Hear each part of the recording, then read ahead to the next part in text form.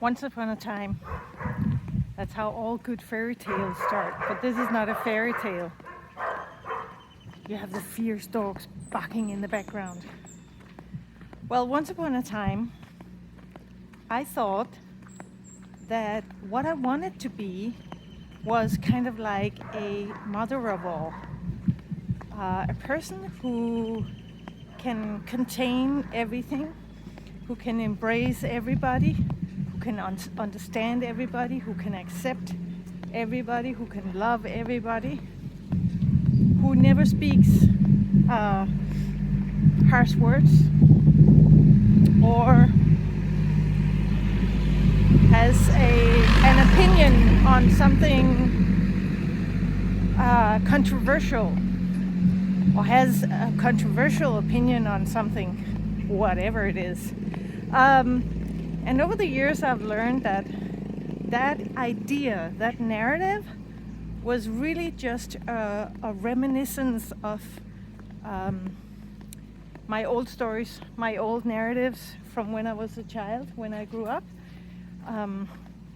that I had to be something special, right?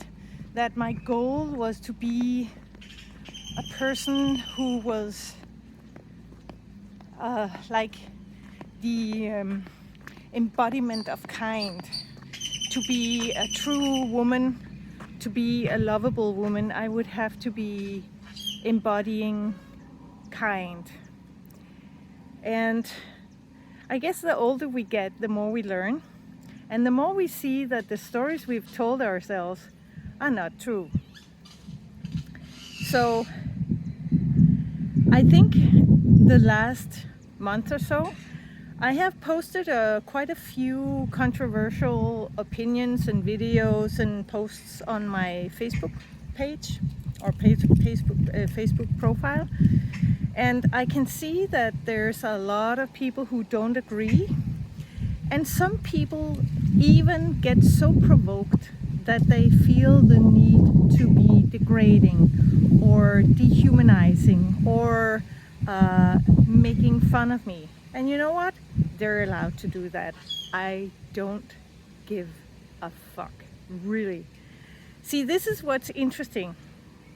The more I allow people, the other way around. The more I allow myself to be who I am and say what I want, the more I can allow people to be who they are and what they want to say or what they want to be. Of course, I would not choose to be degrading and demeaning because it's not in my nature. I might want to kill someone sometimes, and of course I don't, but I never want to degrade them or demean them. I don't have that in me. I can sometimes be provocative and I can be harsh, but I don't have something in me that wants to demean people or make them like seem less competent or credible. That's just not in my nature. And I'm not saying that I'm better because of that. Not at all. Everybody who has the need to demean or degrade people are as lovable, as worthy as me. And that's where it comes in, see? So if I want to be all love and peace and kindness, then I will only accept people around me who are all peace and love and kindness. If I accept that I am a person, a multifaceted person who has sides of me that I have a darkness inside me, and I embrace that darkness and I love that darkness and I acknowledge that darkness and I stand by it. I'm not afraid of it. I don't want to run from it. I don't want to hide it. It's part of who I am, and it helps me to set boundaries, for example, or say no to what's not good for me. So the darkness has been transformed in me into something that serves me. And when we project onto other people, we let our darkness rule our lives. And the way you can stop that is by embracing your darkness. When you embrace your own darkness, you stop projecting. You stop making it about other people. If you had seen my comments on Facebook just a few years back, they would from time to time be pretty projecting. And then I did my shadow work, and it's not like a trademark shadow work. No, I just looked deep into my soul, and I saw all the sides of me that are not very pretty, and I just love them and accept them and give them names and make them part of who I am. And I am still 195% lovable because I have those shadows or dark sides. Yeah. So just as a little side note, when you have an addiction, what you're actually doing is running from acknowledging, feeling, and dealing with what is inside yourself. Okay, that's the whole thing with addiction. So when an addict stops using whatever it is that they're using, whether it's attention or porn or alcohol or drugs or work or whatever they're addicted to, exercise for that matter, when they stop doing that, they still have a piece of work to do, because they still have to acknowledge what is inside them and deal with that and feel it and acknowledge it and give it some love.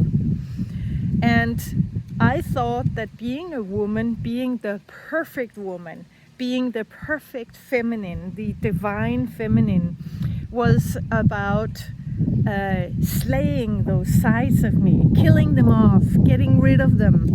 And I've come to learn that that's not the truth.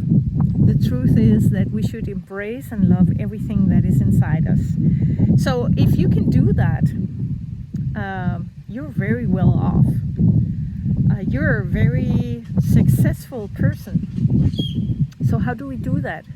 Well, we look at our own behavior and what we've done that might not be loving kindness, all loving kindness, but also, things that we ourselves consider harsh or mean or unworthy of love. And we take those and we just sit in silence with our eyes closed and breathe and feel the love in our heart.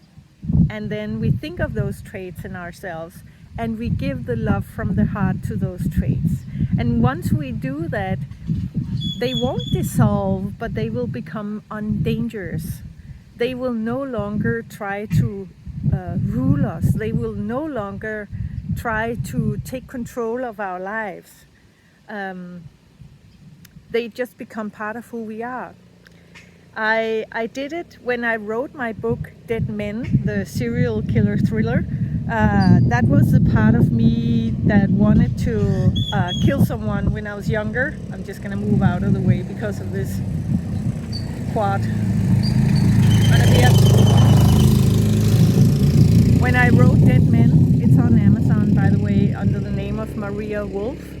That was me integrating the part of me who wanted to kill someone. And of course, I would never kill someone. Well, I could probably kill someone if I was in war. I was at war and had to fight against someone who were going to destroy the people I love. I would probably be able to kill. I think that all people are able to kill if they are pressured enough or threatened enough or put in an impossible situation. If not someone else, then at least themselves, which to me is the same. If you kill yourself or you kill someone else, it's the same. And as we know, death is not the end of anything, it's just a transition. But integrating them and giving them love, these sides of you, will actually make you a more whole person, a more integrated person, and a more harmonious person, right? So you can do this by what the exercise I said, or you can write a story like I did. Write a story where you honor your dark sides and let them take control.